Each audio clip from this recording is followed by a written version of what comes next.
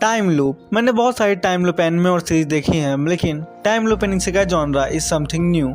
जिसे भी time loop के बारे में नहीं पता है मैं उसे बता देता हूँ। जब आप किसी स्पेसिफिक इंसिडेंट की वजह से बार बार टाइम में पीछे चले जाते हैं तो उसे टाइम लूप कहते हैं। और वो इंसिडेंट कुछ भी हो सकता है, जैसे इस एनिमे में है मेन कैरेक्टर की डेथ। तो आप लोगों ने नाम तो गेस कर ही लिया होगा, और अगर नहीं किया है तो मैं बात कर रहा हूँ रीजीरो की। इस एनिमे को मैंने पहले ही स्टार्ट किया था, लेकिन टाइम लूप कॉन्सेप्ट के बारे में नहीं पता होने की वजह से मैंने इसे ड्रॉप कर दिया था। पर इसका इतना नाम सुनने के बाद मैंने इसे फिर से स्टार्ट किया, और क्या मस्त एनिमे है ये बाकी इसेकाई एनिमे की तरह फालतू में गिल्ड एडवेंचर ये सब नहीं करता है, और यही बात मुझे इससे काफी अच्छी लगी। इस एनिमे के मेन कैरेक्टर का नाम है नात्सुकी सुबारू, और इस कैरेक्टर के साथ इतना बुरा होता है ना कि तुम्हें बजर्क के मेन कैरेक्टर की याद आ जाएगी। और फिर हमारी दूसरी कैरेक्टर है एमिलिया। इस कैरेक्टर के बारे में आप एनिमे में ही जानो तो ज्यादा अच्छा है। चलिए तो बढ़ते हैं इस एनिमे की स्टोरी लाइन की तरफ। इसकी स्टोरी रिवॉल्व करती है नात्सुकी सुबारू के अराउंड, जिसे कि एक दिन अचानक से अपने वर्ल्ड से दूसरे वर्ल्ड में समन कर लिया जाता है। लेकिन उसे किसने समन किया, क्यों समन किया, उसे ये सब कुछ नहीं पता।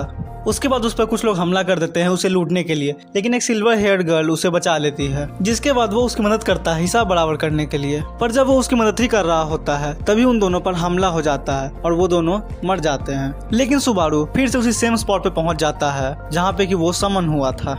तब उसे उसकी एबिलिटी के बारे में पता चलता है। अब वो उस लड़की की मदद कर पाता है या नहीं कर पाता है, और स्टोरी में आगे क्या होता है ये जानने के लिए तो तुम्हें ये एनिमे देखना पड़ेगा।